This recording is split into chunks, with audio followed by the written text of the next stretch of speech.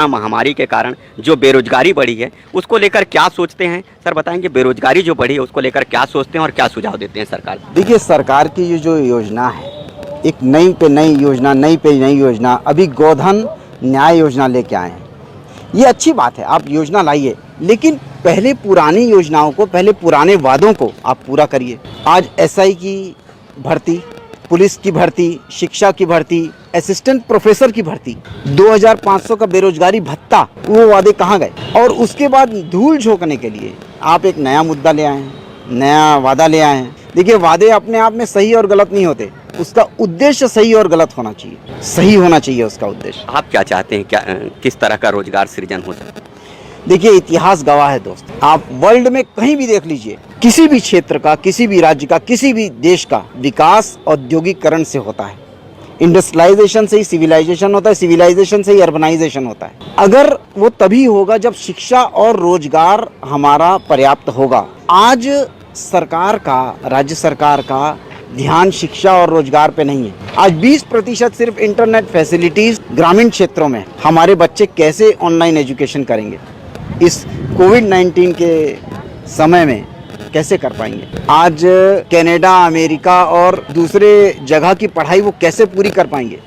हर साल 1000 में सिर्फ एक बच्चा विदेश में पढ़ने जाता है। बाकी से जो शिक्षा है वो क्या यहाँ पर लेने की सबको हक नहीं है?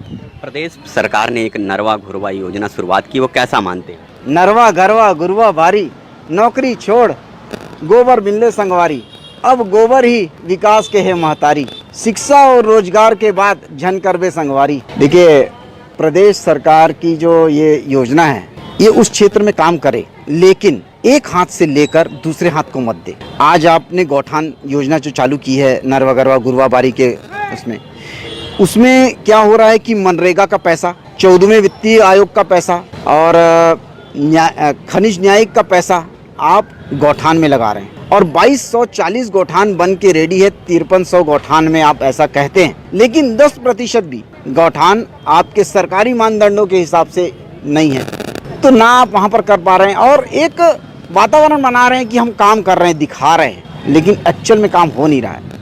आज रोजगार चाहिए।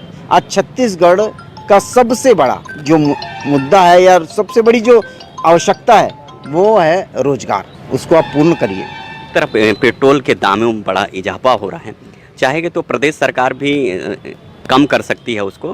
केंद्र सरकार लगातार बढ़ा रही है, तो अगर केंद्र और प्रदेश की सरकार चाहेगी तो महंगाई भी कम होगा, पेट्रोल के भी दाम बढ़ेंगे, उसको लेकर क्या कहना? देखिए, पेट्रोल के जो दाम हैं वो एक केंद्र सरकार ने कर दिए, लेकिन केंद्र हर राज्य में वही दाम तो नहीं है, अलग अलग दाम है। जो राज्य सरकार है वो अगर दाम कम करना चाहती है तो अपने टैक्सेस कम करे। वैट टैक्स उन्होंने लगाया है, वैट टैक्स लगाया है ना, वो कम करे, दूसरे टैक्सेस कम करे। अगर आपको ऐसा लगता है कि उसके कारण महंगाई बढ़ रही है तो आप पहले ये करें। आप अपने टैक्सेस लगाए जा रहे हैं और केंद्र सरकार के ऊपर थोपे जा रहे हैं, दोनों तरफ से ताली दोनों हाथों से बजती है, तो राज्य सरकार को भी थोड़ा सोचना चाहिए। केंद्र सरकार ने भी रोजगार मुहैया कराने की वादा किया था, केंद्र के मोदी सरकार ने वादा तो किया था कि रोजगार हम भी मुहैया कराएंगे, लेकिन वो भी विफल हो गए, क्या कहें? देखिए, मैं वही बोल रहा हूँ ना, जो कोई भी चीज़ अपने आप में सही और गलत नहीं होती, उसका इंटेंशन सही और गलत होता है। एक बार ठीक है, मैं मानता हूँ, लेकिन ये कार्यकाल अभी पूरा नहीं हुआ है। दूसरी बात यह है कि मोदी सरकार जो रोजगार देना चाहती है, पहले तो हमें ये सोचना पड़ेगा कि रोजगार होता क्या है। रोजगार होता है हम अपनी सेवाओं के बदले हम पैसे कमाएं। रोजगार का मतलब ये नहीं होता है कि आप सरकारी नौकरी ले। रोजगार का मतलब सिर्फ ये नहीं होता है कि आपको सैलरीड ही होना है, आपको अपने पैसे कमाने हैं। उसके कारण 20 लाख करोड़ का जो फंड दिया गया है उसमें इंडस्ट्रियलाइजेशन को ग्रो करने के लिए दिया गया है, जिससे लोगों को रोजगार मिले।